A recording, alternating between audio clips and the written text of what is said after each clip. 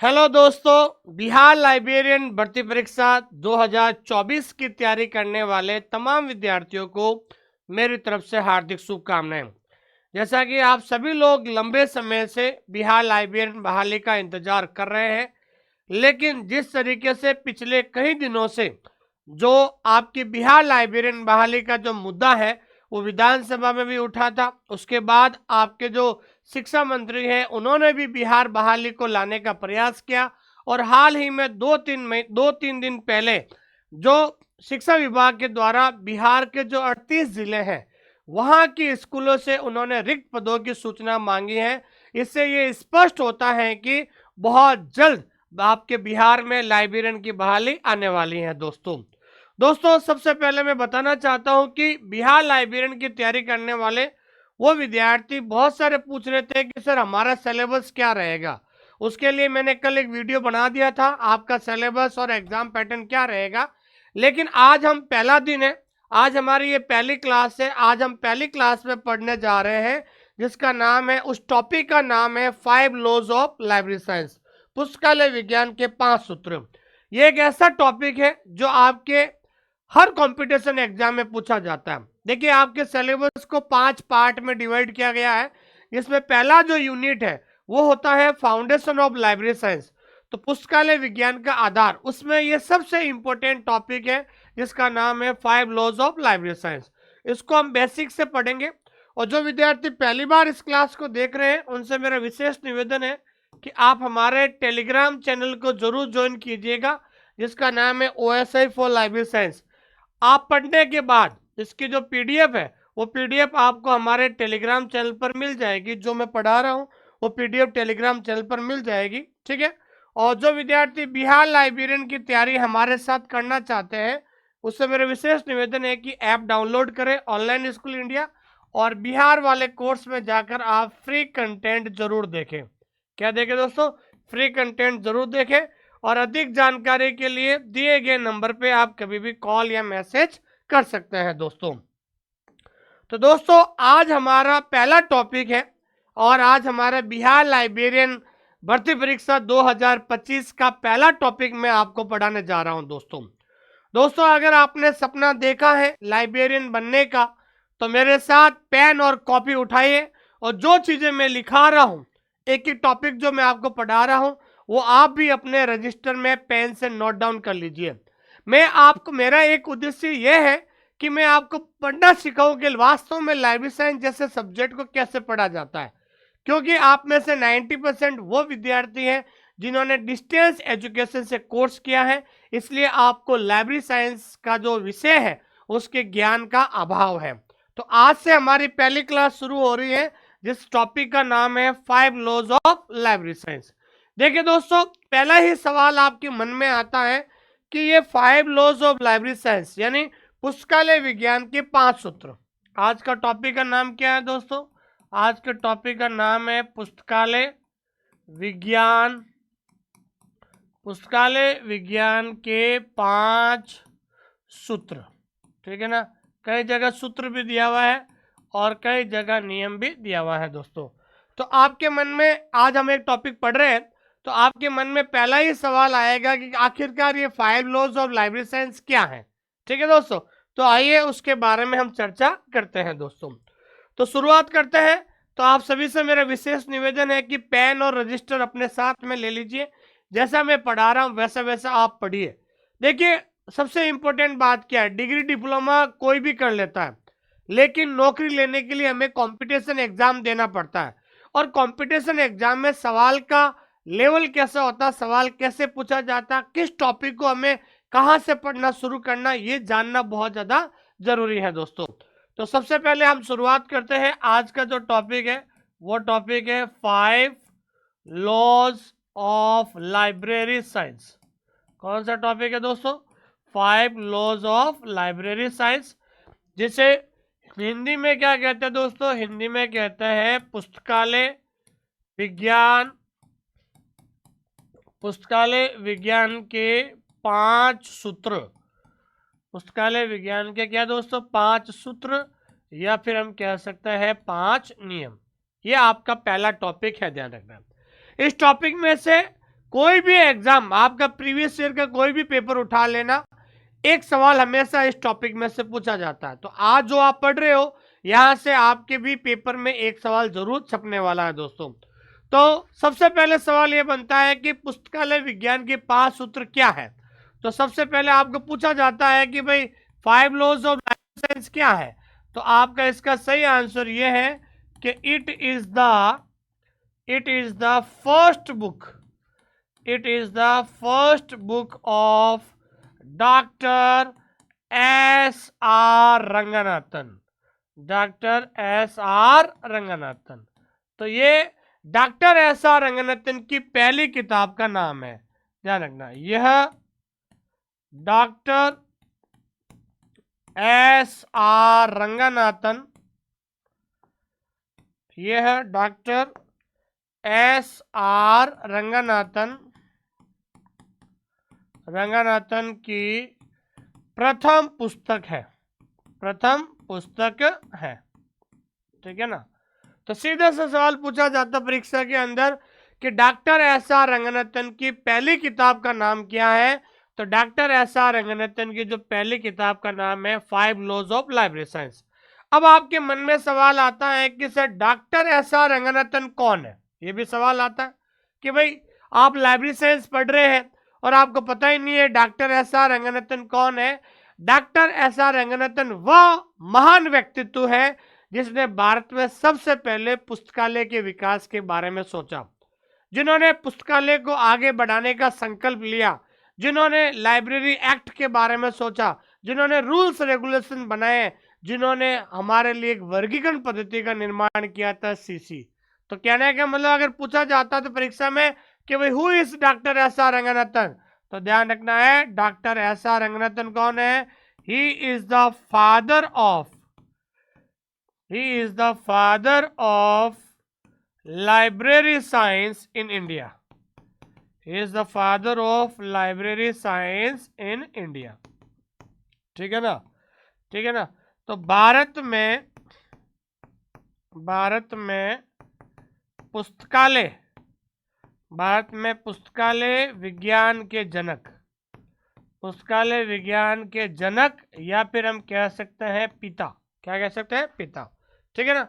तो सीधा सवाल डीएसएसबी के अंदर पूछा गया था, जम्मू कश्मीर वाले पेपर में भी पूछा गया था कि who is called as the father of library science in India, कि भारत में पुस्तकालय विज्ञान का जनक किसे कहा जाता है। तो पुस्तकालय विज्ञान का जनक कहा जाता है डॉक्टर एस आर रंगनाथन को, और डॉक्टर एस आर रंगनाथन ने अपनी पहली किताब लिखी थी, उस किताब का नाम है 5 लॉज ऑफ लाइब्रेरी साइंस। तो पता चल गया कि 5 लॉज ऑफ लाइब्रेरी साइंस क्या है, ये डॉक्टर एस आर रंगनाथन के द्वारा लिखित उनकी पहली किताब है दोस्तों, ठीक है। आगे हम चर्चा करते हैं। जैसा मैं आपको पढ़ा रहा हूं, मैं आपको बाइलिंगुअल पढ़ा रहा हूं, क्योंकि बिहार में ऐसे बहुत सारे विद्यार्थी हैं, हिंदी मीडियम की भी है और इंग्लिश मीडियम की भी है, तो इसलिए मैं दोनों मीडियम में पढ़ा रहा हूं ताकि दोनों जो है मीडियम के विद्यार्थी मेरे कंटेंट से संतुष्ट हो सके, ठीक है दोस्तों। उसके बाद हम बात करते हैं कि 5 लॉज ऑफ लाइब्रेरी साइंस। तो अगला जो सवाल है दोस्तों, 5 लॉज ऑफ लाइब्रेरी साइंस है। इस किताब का परिकल्पना को क्या कहता है, कंसीव्ड।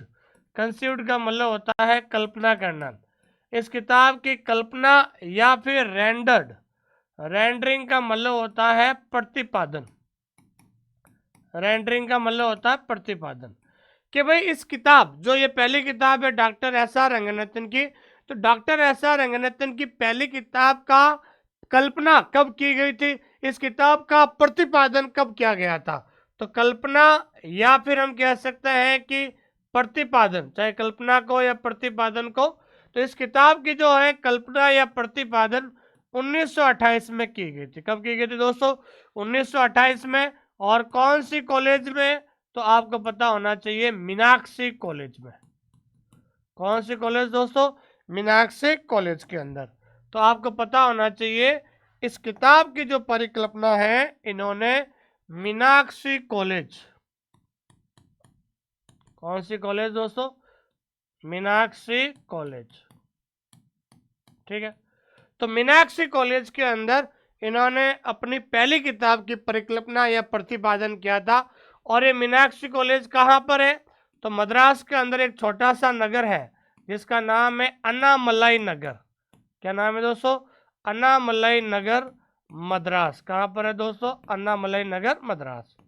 तो मद्रास के अन्नामलाई नगर में मीनाक्षी कॉलेज है, जहां पर डॉक्टर एस आर रंगनाथन की पहली किताब जिसका नाम है 5 लॉज ऑफ लाइब्रेरी साइंस, उसकी परिकल्पना या फिर इस किताब का प्रतिपादन किया गया था।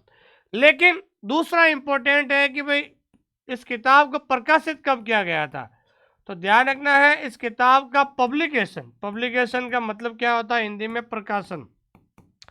इस किताब का प्रकाशन हुआ था, आपको पता होना चाहिए, 1931 में। यहाँ पर दो सवाल बनते हैं, बहुत सारे विद्यार्थी कंफ्यूज हो जाते हैं। इस किताब का प्रतिपादन, देखिए जब पूछा जाता है कि प्रतिपादन, तो प्रतिपादन इस किताब का हुआ था 1928 में, जबकि इस किताब का प्रकाशन कब हुआ था?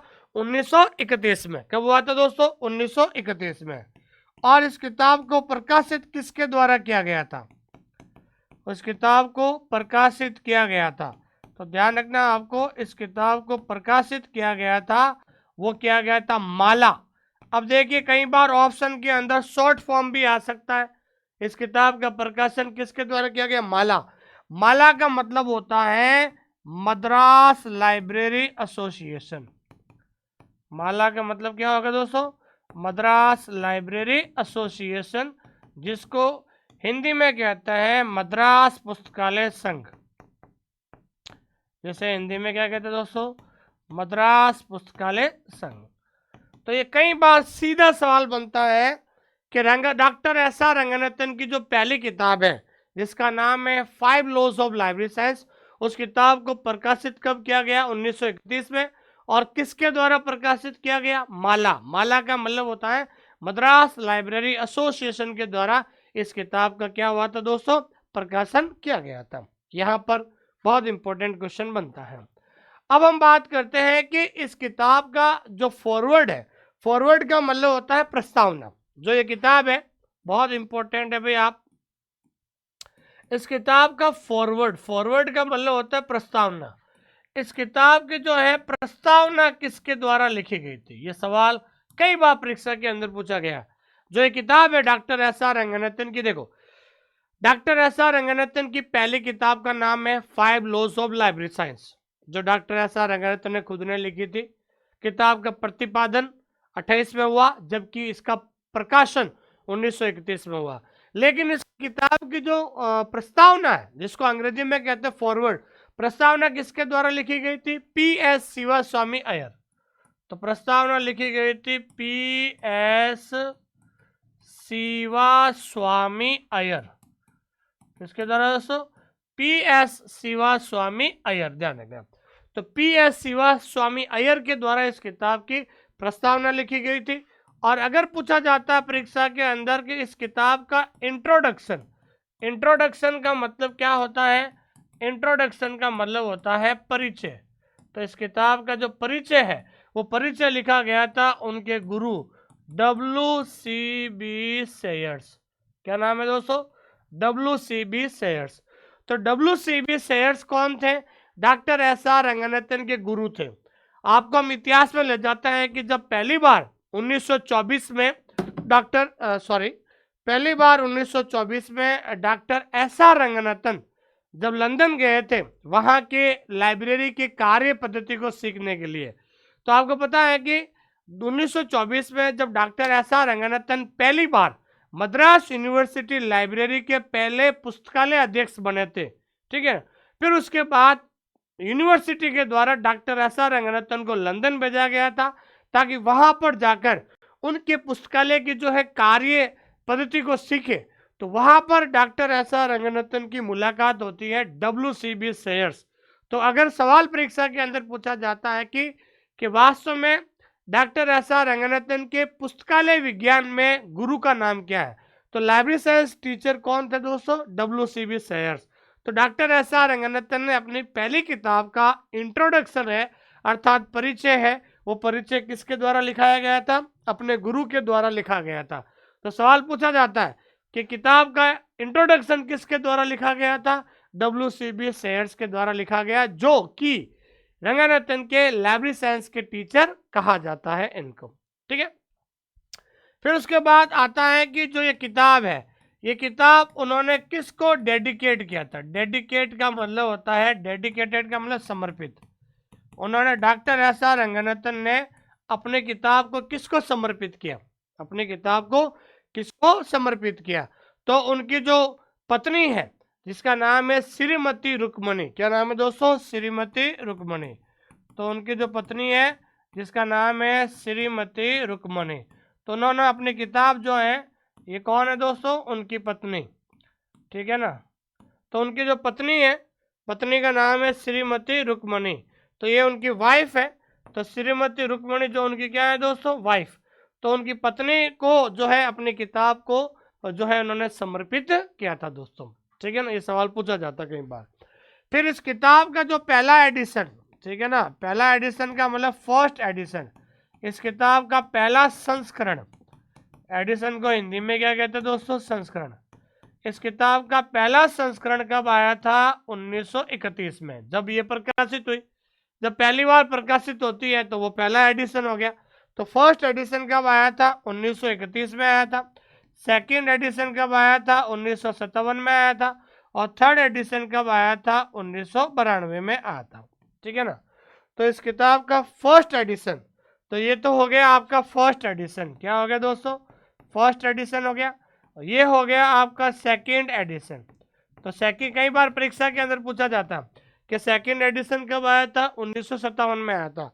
और ये हो गया आपके थर्ड एडिशन।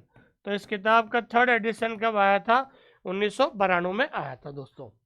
जैसा मैं आपको पढ़ा रहा हूँ वैसा वैसा आप अपने एक रजिस्टर लीजिए, और रजिस्टर लेने के साथ जो जो चीज़ें मैं लिखा रहा हूँ आप उसका मेरे साथ साथ नोट्स जरूर बनाइए। जब इस टॉपिक का आप नोट्स बना लोगे, उसके बाद जब 2-3 बार रिवीजन करोगे तो आप खुद को ऐसा लगेगा कि यार लाइब्रेरी साइंस बहुत ज़्यादा इजी सब्जेक्ट है, आपको कहीं जाने की ज़रूरत नहीं है, क्या पढ़ना है कैसे पढ़ना है। लेकिन जो चीज़ें मैं पढ़ा रहा हूँ अगर मेरे हिसाब से अगर आप चलोगे तो मैं बता रहा हूँ कि लाइब्रेरी साइंस इतना इजी सब्जेक्ट हो जाएगा, और थोड़े दिनों के बाद इस सब्जेक्ट से आपको प्यार हो जाएगा, ऐसा मैं आपको लिख के देता हूँ दोस्तों। ठीक है दोस्तों, आइए शुरुआत करते हैं इसके बाद में। फिर हम बात करते हैं कि पुस्तकालय विज्ञान के जो 5 सूत्र, अभी तो हमने बेसिक चीजें पढ़ी हैं, 5 laws of library science, 5 laws of library science, जिसे हम हिंदी में कहते हैं पुस्तकालय विज्ञान, पुस्तकालय विज्ञान के 5 सूत्र। अब परीक्षा के अंदर यह पूछा जाता है कि पुस्तकालय विज्ञान के 5 सूत्र कौन कौन से हैं, तो आपको 5 सूत्र के नाम आपको पता होना चाहिए।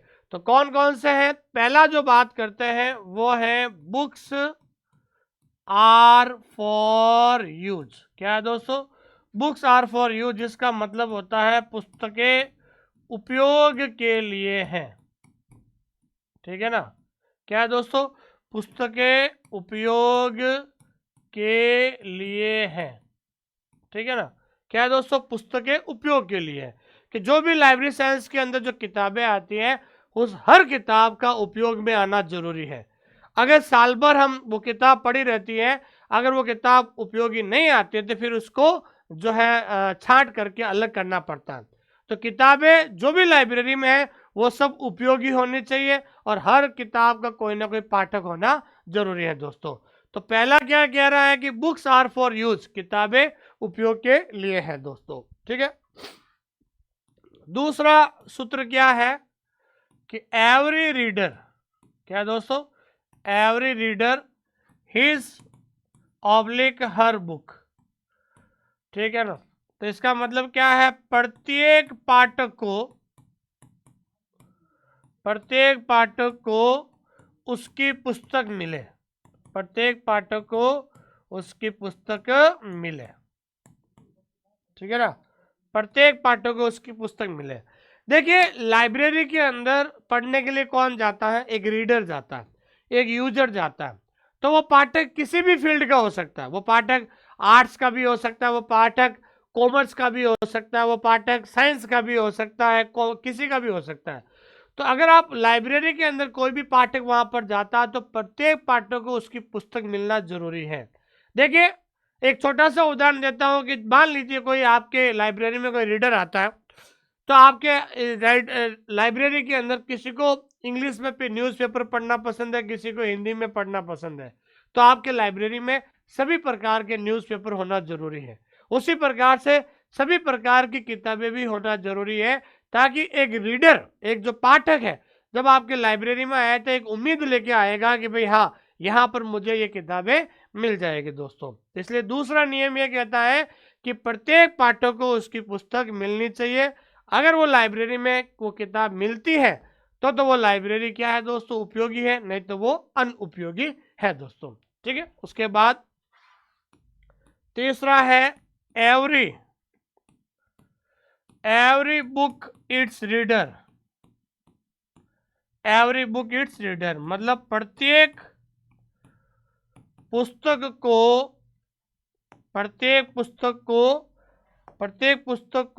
पाठक मिले। प्रत्येक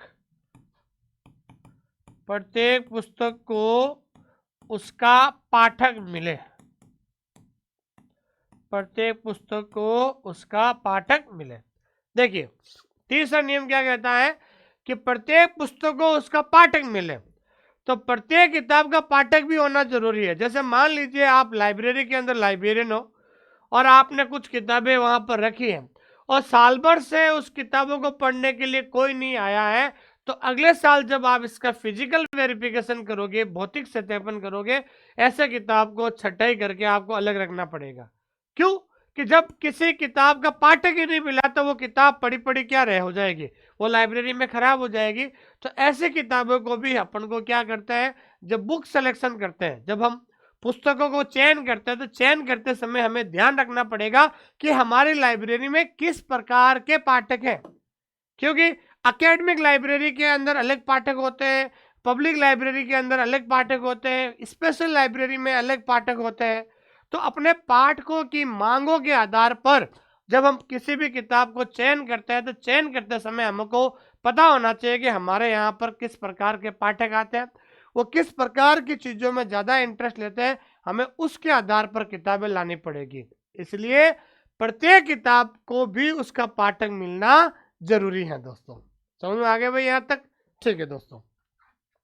उसके बाद चौथा जो सूत्र है वो है save the time of reader.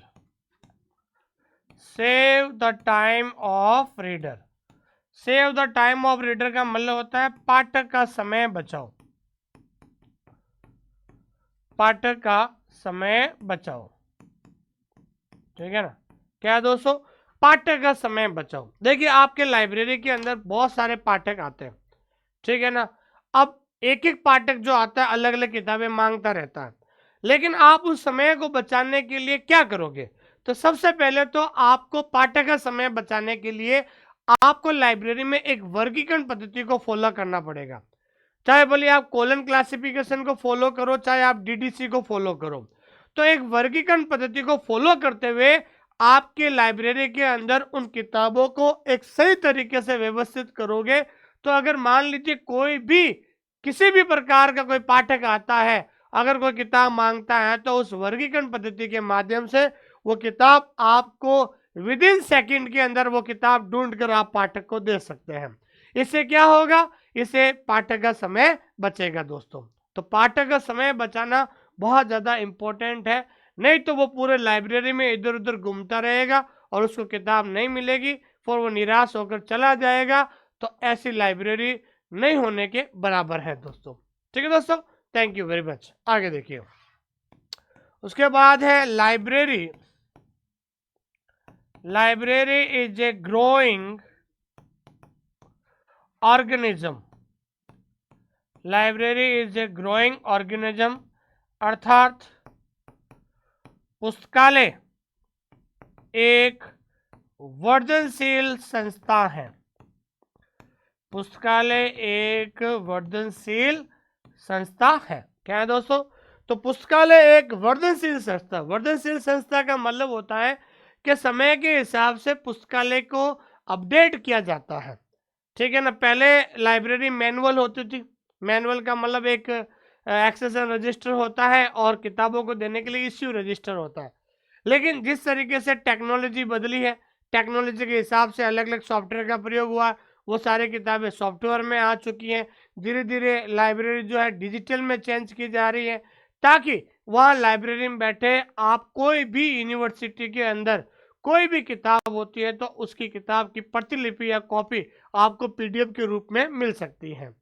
क्योंकि जिस तरीके से सूचना वर्दी जितनी बढ़ रही है, उस हिसाब से अगर मान लीजिए एक लाइब्रेरी के अंदर बहुत सारे बच्चे हैं जो एक ही किताब को पढ़ना चाहते हैं, लेकिन लाइब्रेरी के अंदर क्या है, एक किताब है और पढ़ने वाले 4 जने हैं, तब उसको कैसे क्या मैनेज करोगे?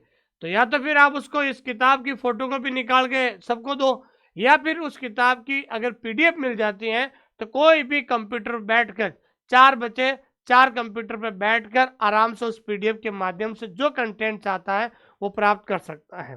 तो एक वर्धनशील संस्था का मतलब होता है कि इसके अंदर समय के हिसाब से नई नई चीजें आती रहती है दोस्तों। तो दोस्तों, तो अभी तक हमने पढ़ा है कि पुस्तकालय विज्ञान के 5 सूत्र कौन कौन से हैं। यहां से एक सवाल जरूर पूछा जाएगा, आपको लाइन वाइज याद करना पड़ेगा। परीक्षा के अंदर पूछा जाएगा कि which is the third law of library science, कि पुस्तकालय विज्ञान का तीसरा सूत्र कौन सा है? तीसरा सूत्र है एवरी बुक इट्स रीडर, प्रत्येक पुस्तक को उसका पाठक मिले। चौथा कौन सा है? तो चौथा आपको लिखना पड़ेगा save the time of the reader. ठीक है दोस्तों, तो आप सभी मेरे साथ साथ लिख रहे हो या नहीं लिख रहे हो? एक बार लिख तो लीजिए आप। मेरी आपके लिए डेमो क्लासेस आ रही है, आपको पता चलेगा। देखो मेरा उद्देश्य क्या है, आपको लाइब्रेरी साइंस पढ़ना सिखाना है। एक बार आपको पता चल जाएगा इस सब्जेक्ट को ऐसे पढ़ा जाता है, ऐसे नोट्स बनाया जाता है, उसके बाद आपको कहीं जाने की जरूरत नहीं है, आपको कोई किताब लाने की जरूरत नहीं है। सारी चीजें मैं आपको दे दूंगा, सारा कंटेंट आपको एक ही जगह परोस दूंगा, आपको इस कंटेंट को खाना है दोस्तों। तो अब हम क्या करेंगे कि ये 5 सूत्र हैं, अब हम एक एक सूत्र को पढ़ेंगे कि भाई बुक्स आर फॉर यूज में क्या होता है, इसमें क्या होता है, इसमें क्या होता है, इसमें और इसमें क्या होता है। तो हम पहला जो है हमारा जो सूत्र है बुक्स आर फॉर यूज, पुस्तकें उपयोग के लिए है, उसके बारे में हम पढ़ते हैं दोस्तों। ठीक है, तो पहला हमारा जो सूत्र है वो है दोस्तों बुक्स आर फॉर यूज, किताबें उपयोग के लिए है। ठीक है ना। उसके अंदर ध्यान रखना है कि कौन कौन से इंप्लीकेशन का प्रयोग होता है। हम पुस्तकालय विज्ञान के अंदर जो पहला सूत्र पढ़ रहे हैं, इस पहले सूत्र में कौन कौन से इंप्लीकेशन लागू होते हैं। इंप्लीकेशन का मतलब होता है इस सूत्र में कौन कौन से कार्य होते हैं। तो पहला सूत्र यह कह रहा है the location of the library, कि पुस्तकालय का स्थान कहाँ पर होता है। ठीक है ना। अगर आप किसी भी इंस्टीट्यूट के लाइब्रेरियन हो, अगर आप स्कूल के लाइब्रेरियन हो, या आपके कॉलेज में लाइब्रेरी है या यूनिवर्सिटी में लाइब्रेरी में, कहीं भी अगर आपकी लाइब्रेरी है तो लाइब्रेरी का स्थान हमेशा कहाँ पर होना चाहिए, उसके बारे में चर्चा कौन करता है? पहला नियम चर्चा करता है। ठीक है। दूसरा है लाइब्रेरी आवर्स, पुस्तकालय के घंटे, कि भाई पुस्तकालय कितने घंटे तक खुला रहेगा, क्योंकि हर लाइब्रेरी के अंदर अलग अलग समय होता है। अगर आप स्कूल के अंदर जो लाइब्रेरी होती है वो हमेशा स्कूल के टाइम के दौरान ही खुलेगी, वो 6 घंटे खुलती है। अगर पब्लिक लाइब्रेरी है वो पब्लिक लाइब्रेरी सुबह 8 से 8 खुलती है, और स्पेशल लाइब्रेरी का टाइम अलग होता है। तो दूसरा नियम ये कहता है कि लाइब्रेरी कितने घंटे खुलेगी, ये भी किसका इम्प्लीकेशन है? पहले नियम का है। तीसरा है फर्नीचर एंड इक्विपमेंट्स, कि लाइब्रेरी के अंदर किस प्रकार का फर्नीचर होगा, किस पर कौन कौन से उपकरण का प्रयोग होगा, वो फर्नीचर और उपकरण जो हम किस स्टैंडर्ड के माध्यम से, कौन सा मानक हम लगाएंगे, उस मानक के अनुसार हमें लाना होगा। फिर उसके बाद चौथा है लाइब्रेरी स्टाफ, कि भाई पुस्तकालय के जो कर्मचारी होते हैं वो कर्मचारी किस तरह की पढ़ाई किए हुए होने चाहिए, उनको कैसा अनुभव होना चाहिए, ये सारे कार्य जो किसमें आते हैं? पहला नियम है। फिर उसके बाद लाइब्रेरी के रूल्स और रेगुलेशन, कि लाइब्रेरी के अंदर जो पढ़ने वाले जो पाठक हैं उनको कौन कौन से नियमों को फॉलो करना पड़ेगा, कौन कौन से रूल्स रेगुलेशन बनाएंगे ताकि हम लाइब्रेरी को सुचारू रूप से चालू कर सकते हैं। ठीक है दोस्तों, तो पहले नियम के अंदर जो ये 5 पॉइंट है, ये सवाल परीक्षा के अंदर पूछा जाता है कि लोकेशन ऑफ लाइब्रेरी कौन से नियम के अंतर्गत आता है। तो ध्यान रखना है पुस्तकालय का स्थान, तो पुस्तकालय का जो स्थान है, परीक्षा के अंदर सवाल क्या बनेगा कि पुस्तकालय का स्थान कौन से नियम में आता है। तो पुस्तकालय का स्थान ध्यान रखना है, पहले नियम में आता है। किस में आता है? पहले नियम में। पुस्तकालय के घंटे कितने होने चाहिए, ये किस में आता है? ये भी पहले नियम में आता है। फर्नीचर और उपकरण किस में आता है? पहले नियम में। पुस्तकालय के कर्मचारी किस में आता है? पहले नियम में। और नियम और विनियम ये किस में आते हैं? पहले नियम में। तो इसलिए आपको पांचों पॉइंट आपको याद रखना है। इनको थोड़ा और ज्यादा डिटेल से हम पढ़ते हैं। तो पहला है भाई, पहला पॉइंट है इसके अंदर पुस्तकालय का स्थान। देखिए, पुस्तकालय सदैव किसी भी संस्थान के केंद्रीय स्थान पर होना चाहिए। देखिए, केंद्रीय स्थान पर, केंद्रीय स्थान का मतलब होता है सेंट्रल प्लेस, ठीक है ना। अगर आप स्कूल के अंदर भी लाइब्रेरी बना रहे हो तो स्कूल का जो सेंटर प्लेस है, जो बीचों बीच वाली जगह है, वहां पर लाइब्रेरी होगी। अगर आप कॉलेज के अंदर लाइब्रेरी बना रहे हैं तो कॉलेज के बीचों बीच वहां पर लाइब्रेरी स्थापित होगी। अगर आप यूनिवर्सिटी में लाइब्रेरी बना रहे हैं तो वो यूनिवर्सिटी के बीचों बीच होगी। अगर आप किसी शहर में कोई पब्लिक लाइब्रेरी स्थापित कर रहे हैं तो शहर के बीचों बीच वो लाइब्रेरी होनी चाहिए। तो कुल मिलाकर कहना है कि लाइब्रेरी हमेशा किसी भी संस्थान के केंद्र स्थान पर होनी चाहिए। पुस्तकालय भवन का निर्माण शांत स्थान पर होना चाहिए। सबसे इंपॉर्टेंट क्या है, जो एरिया पीसफुल है, शांतिपूर्ण एरिया है, वहां पर लाइब्रेरी होनी चाहिए, ताकि वहां पर कोई भी विद्यार्थी पढ़ने आता है तो शांति से वहां पर बैठ सकता है और उस लाइब्रेरी का सही तरीके से उपयोग कर सकता है। इससे पुस्तकालय में शांतिपूर्ण वातावरण स्थापित होगा। केवल अध्ययनशील वैद्य लोग ही पुस्तकालय में आएंगे और अध्ययन सामग्री सुरक्षित रहेगी। और अगर लाइब्रेरी अगर किसी भी संस्थान के बीचों बीच होगी तो वहां पर माहौल शांतिपूर्ण होगा। जब माहौल शांतिपूर्ण होगा तो पढ़ने वाले विद्यार्थी भी आएंगे। भाई अशांति कौन चाहता है? जो पढ़ने नहीं चाहते वो तो आएंगे नहीं। तो वहां पर केवल पढ़ने वाले ही लोग आएंगे और जो अध्ययन सामग्री लाइब्रेरी के अंदर पड़ी रहती है वो भी सुरक्षित रहेगी, ठीक है ना। जिसको शांति से पढ़ना अच्छा लगेगा वो वहां पर आएगा, क्योंकि जो शांति से पढ़ना चाहता है उसको ही उस अध्ययन सामग्री की वैल्यू होगी। उसको पता चलेगा कि यहाँ पर कितना खजाना है जो है किताबों का। और यदि कोई सार्वजनिक पुस्तकालय है तो वह शहर के केंद्रीय स्थल पर होना चाहिए। अगर आप किसी भी पब्लिक लाइब्रेरी को स्थापित करना चाहते हैं तो वो पब्लिक लाइब्रेरी शहर के बीचों बीच होनी चाहिए, ताकि आसपास के गांव से भी अगर कोई शहर लाइब्रेरी पढ़ना आता है तो आने जाने की जो समस्या है उसको नहीं रहनी चाहिए, ठीक है दोस्तों। अब बहुत सारे विद्यार्थी कहते हैं सर आप हिंदी और इंग्लिश इसलिए लिखा मैंने क्योंकि मेरे यहाँ पर इस प्लेटफॉर्म पर जो है पूरे भारत के विद्यार्थी जुड़े हुए हैं। तो हिंदी मीडियम वाले हिंदी में नोट्स बना लीजिए और इंग्लिश मीडियम वाले इंग्लिश में नोट्स बना लीजिए। अब एक एक चीज हाथ से लिखना मेरे लिए संभव नहीं है कि भाई मैं 4 लाइन हिंदी में लिखूं और नीचे 4 लाइन इंग्लिश में लिखूं, ऐसा संभव नहीं है दोस्तों आप सबके लिए मैंने बहुत शानदार कंटेंट लाया हूं मैं। ये कंटेंट कहाँ से लाया पता है? ये इग्नू की किताबों से कंटेंट लाया जो कंप्लीट इंग्लिश मीडियम में है।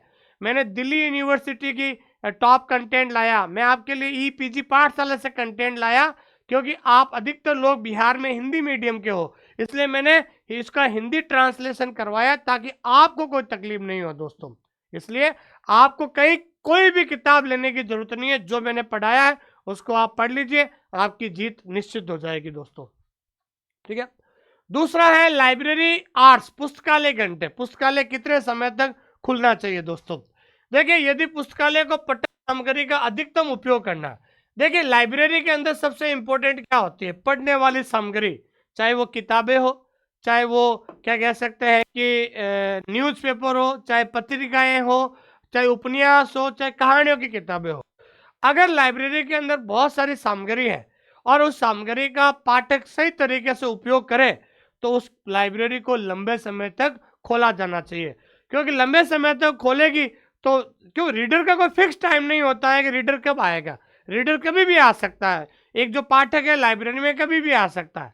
तो लाइब्रेरी के अंदर जो स्टडी मटेरियल है, जो पठन सामग्री है, उसका अधिक से अधिक उपयोग में लेना है तो वो जो लाइब्रेरी है वो लंबे समय तक खोलनी चाहिए। पुस्तकालय को अधिक से अधिक दिन या समय तक खोलना होगा।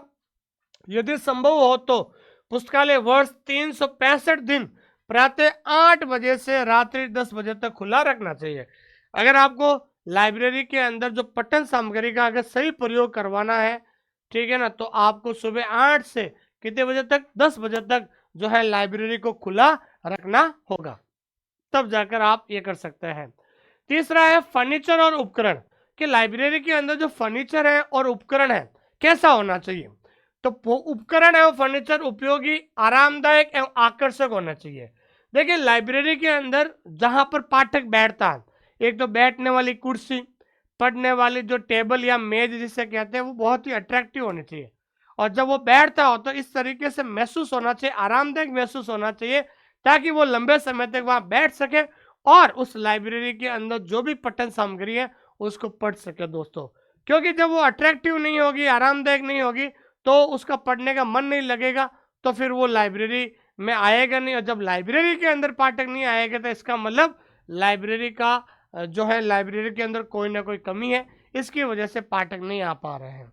ठीक है, तो आरामदायक और आकर्षक होना चाहिए तथा भारतीय मानक संस्थान के मानकों के अनुरूप होने चाहिए, कि जो अपन कहते हैं ना ISI स्टैंडर्ड, जो ये मानक जो है भारतीय, जो भी मानक है, जो भी सरकार के द्वारा जो उन्होंने मानक बनाए हैं, उस मानक के आधार पर ही जो है लाइब्रेरी के अंदर फर्नीचर और क्या होना चाहिए भाई, इक्विपमेंट होना चाहिए।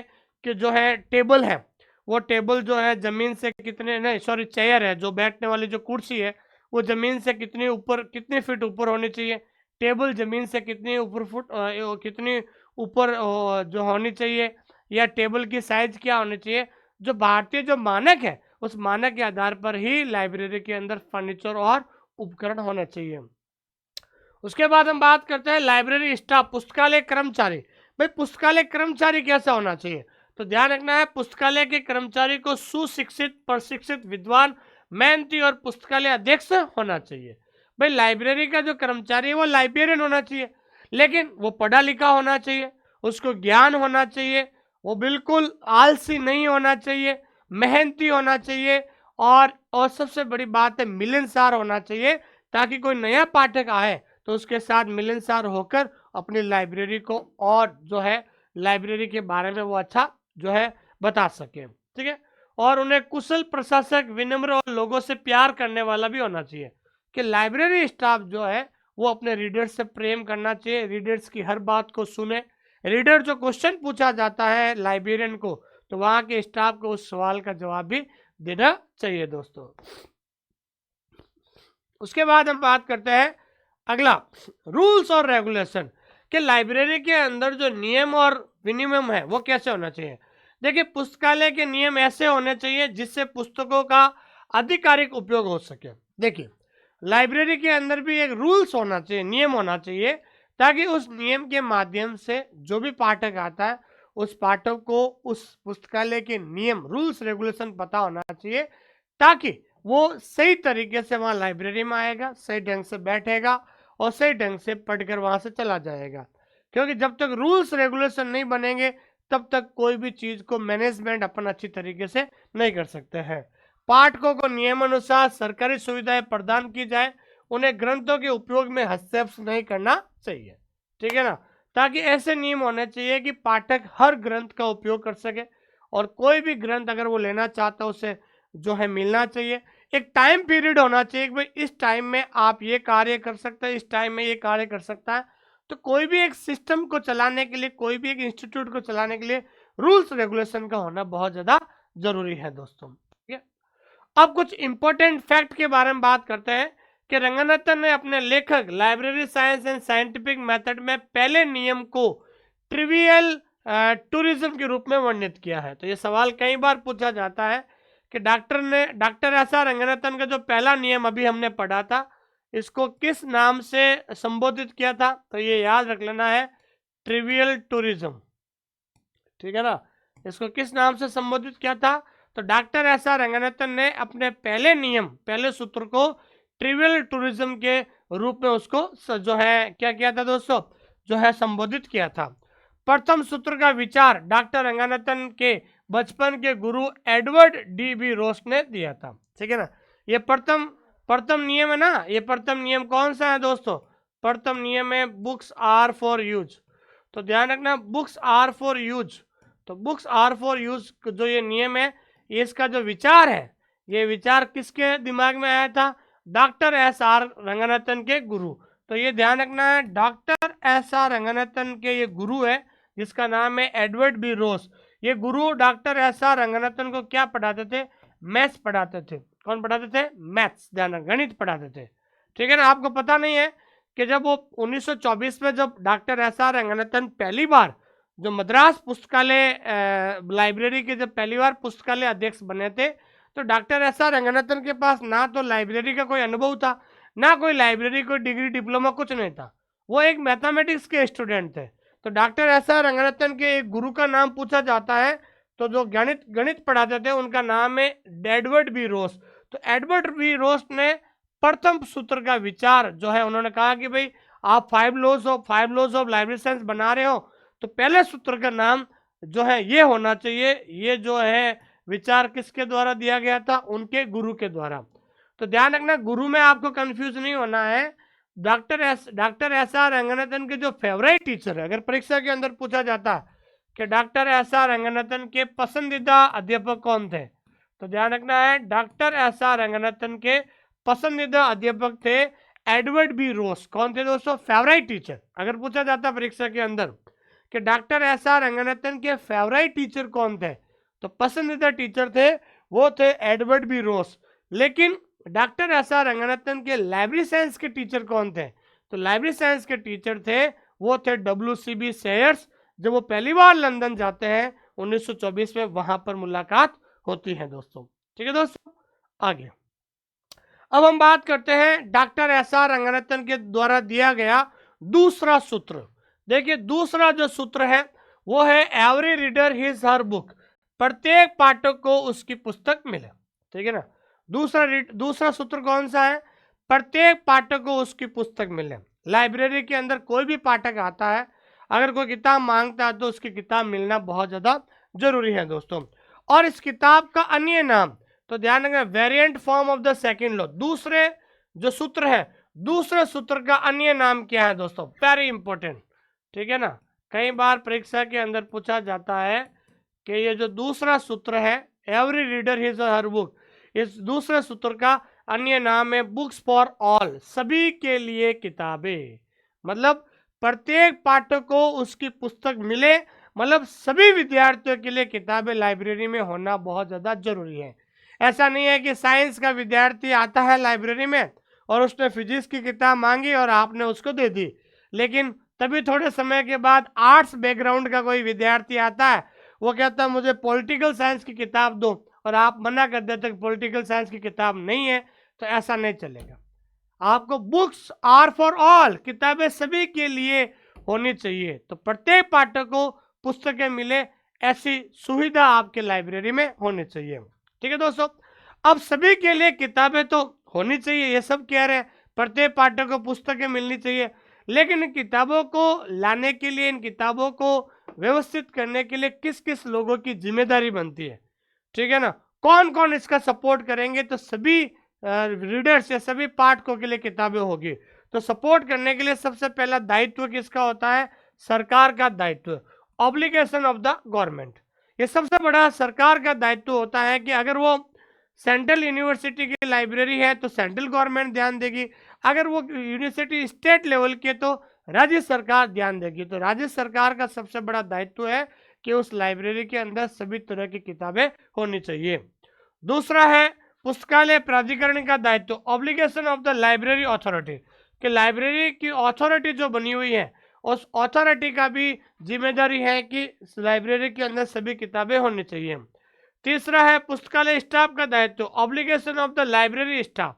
भाई लाइब्रेरी स्टाफ को भी ध्यान रखना पड़ेगा, जब हर साल पुस्तक जो चयन करते हैं, हर साल जो लाइब्रेरी के अंदर जब हम किताबें मंगाते हैं, उन किताबों का जब हम चयन करते हैं तो चयन करते समय उसको पता होना चाहिए कि हमारे यहाँ पर किस प्रकार के जो पाठक आते हैं, किस प्रकार की किताबें मांगते हैं, उसके अनुसार जो है लाइब्रेरी के अंदर किताबें होनी चाहिए। उसके बाद पाठकों का दायित्व, ऑब्लिगेशन ऑफ द रीडर्स, कि जो वहाँ लाइब्रेरी में जो विद्यार्थी पढ़ने आते हैं, जो पाठक पढ़ने आते हैं, पाठक का भी दायित्व बनता है कि आप जो किताबें पढ़ रहे हैं, ठीक है ना, और आपका कहीं ना कहीं सिलेक्शन हो जाता है, आपकी नौकरी लग जाती है, जो किताबें आपके पास पड़ी है, जो आप किताबें पढ़ रहे थे उन किताबों को लाइब्रेरी में क्या देनी चाहिए, दान कर देनी चाहिए, ताकि आने वाले समय में और जो नई नई जनरेशन है, नए बच्चे उस लाइब्रेरी में आएंगे तो वो भी इस किताबों को पढ़ सकेंगे और आगे से आगे चलता रहता है दोस्तों। तो कुल मिलाकर किताबें, प्रत्येक पाठक को किताब मिलनी चाहिए, किताबें सबके लिए होनी चाहिए। तो उसकी जिम्मेदारी या उसका दायित्व इन लोगों के पास हमेशा रहता है। अब सरकार का क्या दायित्व है, सरकार किस प्रकार का जो क्या कह सकते हैं कि दान देती है, उसके बारे में हम अगले टॉपिक में पढ़ेंगे। ठीक है दोस्तों। तो आज हमने जो है 5 लॉज ऑफ लाइब्रेरी साइंस, पुस्तकालय विज्ञान के जो 5 सूत्र हैं उसके बारे में हमने पहला नियम बहुत ज़्यादा डिटेल से पढ़ा, और दूसरा नियम में हमने ये पढ़ा है 4 पॉइंट। अब इन 4 पॉइंटों को बहुत ज़्यादा डिटेल से हम अगले टॉपिक में पढ़ेंगे दोस्तों। ठीक है दोस्तों। अब सबसे इंपॉर्टेंट क्या होता है, लाइब्रेरियन एग्जाम की तैयारी करने वाले विद्यार्थी सुन लीजिए मेरी इंपॉर्टेंट बात। देखिए, पूरी दुनिया जो है सिलेबस करने की कोशिश करती है, लेकिन प्रॉपर सिलेबस नहीं कर पाती है, तब तक एग्जाम आ जाता है और वो फेल हो जाता है। आपको भी पता है कि जैसे ही आपका नोटिफिकेशन आएगा, नोटिफिकेशन के 45 दिन के अंदर अंदर आपका एग्जाम हो जाएगा, और 45 दिन के अंदर इतना बड़ा सिलेबस करना संभव नहीं है। लेकिन कोई विद्यार्थी सिलेबस तो पूरा कर लेता है, लेकिन उसको ये नहीं पता चलता है कि सवाल कैसे पूछा जाएंगे। तो आज हमने 45 मिनट से मैं लगातार आपको पढ़ा रहा हूँ, तो आज जो मैंने पढ़ाया है उससे सवाल कैसे पूछा जाता है परीक्षा के अंदर। तो पहला सवाल जो है ये केवीएस के अंदर 2015 में पूछा गया था कि लाइब्रेरी साइंस के 5 लॉज ऑफ लाइब्रेरी साइंस सबसे पहले कब प्रकाशित हुए थे। सवाल क्या पूछा कि रंगनाथन की जो पहली किताब है उनका प्रकाशन कब हुआ था। सभी लोग आंसर दीजिए। तो पहली किताब का प्रकाशन कब हुआ था, 1931 में। ठीक है। तो डॉक्टर एस आर रंगनाथन की पहली किताब जिसका नाम है 5 लॉज ऑफ लाइब्रेरी साइंस, उसका जो प्रकाशन हुआ था 1931 में हुआ था। कब हुआ था दोस्तों, 1931 में। यहाँ पर विद्यार्थी कंफ्यूजन हो जाते। देखिए 28 में प्रतिपादन हुआ था। क्या हुआ था दोस्तों, प्रतिपादन हुआ था, जबकि 1931 में क्या है, प्रकाशन हुआ था। तो प्रकाशित हुई थी 1931 में। यहाँ पर प्रकाशित की बात हो रही है, तो प्रकाशित कब हुई थी, 1931 में प्रकाशित हुई थी। अगला सवाल जो कर्नाटक में पूछा गया था, ऐसा रंगनाथन द्वारा लिखी गई पहली किताब निम्नलिखित में से पहली किताब कौन सी है। तो ध्यान रखना है, डॉक्टर ऐसा रंगनाथन की जो पहली किताब है वो पहली किताब है 5 लॉज ऑफ लाइब्रेरी साइंस। कौन सी किताब है दोस्तों, 5 लॉज ऑफ लाइब्रेरी साइंस। तीसरा सवाल है कि 5 लॉज ऑफ लाइब्रेरी साइंस के पहले संस्करण की प्रस्तावना किसके द्वारा लिखी गई थी। मैंने आपको, अगर मेरे साथ अगर आपने नोट्स बनाए हैं तो मैंने लिखाया है कि इस किताब के 2 सवाल बनते हैं कि इस किताब की प्रस्तावना किसके द्वारा लिखी गई और इस किताब का परिचय किसके द्वारा लिखवाया गया। तो प्रस्तावना जो है, जिसे अंग्रेजी में कहते हैं फॉरवर्ड, तो प्रस्तावना लिखी गई थी PS शिवा स्वामी अय्यर के द्वारा। अब इसको याद करने का तरीका बताऊं, प्रस्तावना में प आता है और नाम के आगे भी प आता है, तो PS शिवा स्वामी। तो प्रस्तावना में भी प आता है और व्यक्ति का नाम है PS शिवा स्वामी अय्यर, तो इसमें भी प आता है। तो प्रस्तावना से याद रखना है PS शिवा स्वामी। जबकि इसका इंट्रोडक्शन लिखा है, तो परिचय इसने इंट्रोडक्शन किससे लिखवाया, अपने लाइब्रेरी साइंस के गुरु जिसका नाम है WCB सेयर्स के द्वारा लिखाया गया था। अगला सवाल है, NVS में आया था 2019 में, who was the publisher of the book 5 laws of library science. पुस्तकालय विज्ञान के जो 5 सूत्र हैं, इस किताब के प्रकाशक कौन है। तो आपको पता होना चाहिए इस किताब के जो प्रकाशक थे वो कौन थे, माला, मद्रास लाइब्रेरी एसोसिएशन। तो मद्रास लाइब्रेरी एसोसिएशन के द्वारा इस किताब को प्रकाशित किया गया था दोस्तों। ठीक है। उसके बाद पटना हाईकोर्ट जो एग्जाम हुआ था 2019 में पूछा गया था कि SR रंगनाथन ने पुस्तकालय विज्ञान के कितने नियम प्रतिपादित किए थे। तो डॉक्टर SR रंगनाथन ने पुस्तकालय विज्ञान के कितने नियम बताए थे। तो आपको पता होना चाहिए पुस्तकालय विज्ञान के 5 नियम बताए थे। कितने नियम बताए थे दोस्तों, 5 नियम बताए थे दोस्तों। ठीक है। उसके बाद DSSB 2019 में सवाल पूछा गया था, डॉक्टर SR रंगनाथन ने किस वर्ष में पुस्तकालय विज्ञान के 5 नियम प्रतिपादित किए गए थे। यहाँ पर क्या पूछा इन्होंने, प्रतिपादित मतलब इनिशिएटेड, यहां पर पूछा है प्रतिपादित। प्रतिपादित और प्रकाशित में रात दिन का अंतर है। तो प्रतिपादित कब हुआ था? तो आपको पता है कि 1928 में हुआ था प्रतिपादित। और कहां पर हुआ था? मीनाक्षी कॉलेज में। कहां पर हुआ दोस्तों? मीनाक्षी कॉलेज, अन्नामलाई नगर, मद्रास में। अन्नामलाई नगर, मद्रास में। तो अन्नामलाई नगर, मद्रास के अंदर जो है ये प्रतिपादित हुआ था दोस्तों। बहुत इंपॉर्टेंट क्वेश्चन है, ध्यान रखना। फिर उसके बाद ये कह रहा है कि जी, ये कह रहा है कि विच निम्नलिखित में से कौन सा पुस्तकालय विज्ञान के द्वितीय नियम दूसरे नियम के नियार्थक है? नियार्थक का मतलब होता है इम्प्लीकेशन। तो अभी हमने पढ़ा था कि दूसरे नियम में कौन कौन से आते हैं। तो हमने कहा था ऑब्लिगेशन ऑफ द स्टेट, राज्य का दायित्व होना चाहिए, लाइब्रेरी अथॉरिटी का दायित्व होना चाहिए, पाठ कॉपी दायित्व होना चाहिए। ये सारे जो पॉइंट हैं अभी हमने पढ़ा था, ये सारे पॉइंट जो हैं दूसरे नियम के अंतर्गत आते हैं। किसके अंतर्गत आते हैं दोस्तों? दूसरे नियम के अंतर्गत आते हैं। ये जम्मू कश्मीर के अंदर सवाल पूछा गया था कि भारत में पुस्तकालय विज्ञान के जनक किसे कहा जाता है? तो भारत में पुस्तकालय विज्ञान के जनक किसे कहा जाता है? Doctor SR. रंगनाथन को कहा जाता है। ये जम्मू कश्मीर में ये सवाल पूछा गया था दोस्तों। ठीक है दोस्तों, तो आज की ये क्लास आपको कैसे लगी? सबसे पहले हमने बढ़िया थ्योरी पढ़ी। थ्योरी पढ़ने के बाद यहां से सवाल कैसे बनते हैं, पीवाई क्वेश्चन कैसे पूछे जाते हैं, आपको पता चल गया है दोस्तों। तो मेरा आप सभी से निवेदन है, एक बार आप अपने रजिस्टर खोलिए और जो मैंने पढ़ाया है उसके आप नोट्स बनाइए, ताकि आपको मजा आएगा नोट्स बनाने के अंदर। तो जब आपको नोट्स बनाने में अच्छा लगेगा तो मजा आएगा पढ़ने का भी। और जब आप एक बार चीज अपने रजिस्टर में लिख लोगे तो 2-3 बार रिवीजन करोगे तो वो टॉपिक आपके दिमाग में 100% बैठ जाएगा। तो दोस्तों आज की क्लास कैसे लगी आपको जरूर कमेंट करना दोस्तों, क्योंकि आपका पॉजिटिव कमेंट मुझे और मोटिवेट करेगा कि मैं और अच्छी अच्छी क्लास लेके आऊँ। अगर आप हमारे साथ तैयारी करना चाहते हैं बिहार लाइब्रेरियन की, तो मैं कहना चाहता हूं कि हमने 2 बार आपको एप्लीकेशन के अंदर पढ़ाया है। तो पहले तो आप हमारा प्ले स्टोर में जाकर ऐप डाउनलोड करें, online school India. Online school India में जाकर बिहार वाले कोर्स में जाइए। तो सबसे पहले हमने पढ़ाया है रिकॉर्डेड क्लासेस। तो देखिए रिकॉर्डेड क्लासेस के अंदर क्या होगा, हर एक टॉपिक का वीडियो है और वीडियो के नीचे उसकी पीडीएफ दी हुई है और पीडीएफ के नीचे उसका क्या दिया हुआ दोस्तों, टेस्ट दिया हुआ है। पहले आपको क्या करना है, पीडीएफ से नोट्स बनाना है। क्या बनाना दोस्तों? नोट्स बनाना है। उस पीडीएफ से आपको नोट्स बनाना है। बहुत सारे विद्यार्थी कहते हैं सर हमें लिखा नहीं जाता है। तो मैं कहना चाहता हूं कि अगर आप लिख नहीं सकते हैं तो आप लाइब्रेरियन भी नहीं बन सकते हैं, क्योंकि आपके हाथों के द्वारा लिखा ही आपको एग्जाम तक आपके माइंड में रहेगा, आपको याद रहेगा। पहले नोट्स बनाइए, नोट्स बनाने के बाद वीडियो देखिए और वीडियो देखने के बाद हाथों हाथ टेस्ट लगाइए।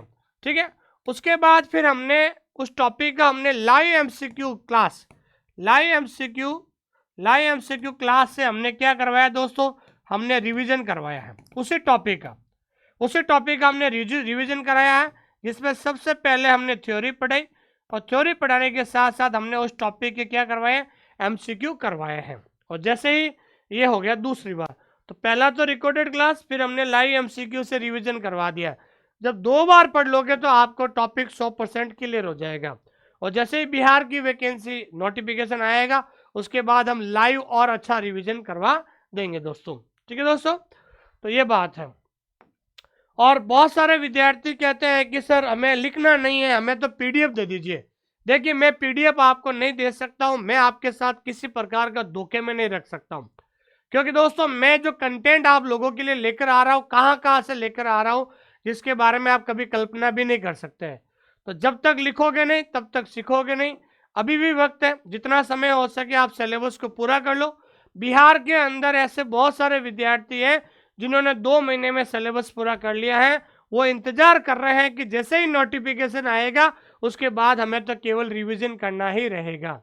सिलेक्शन के 3 आधार होते हैं, पहला सिलेबस पूरा करना, दूसरा रिवीजन करना और तीसरा टॉपिक बाय टेस्ट देना।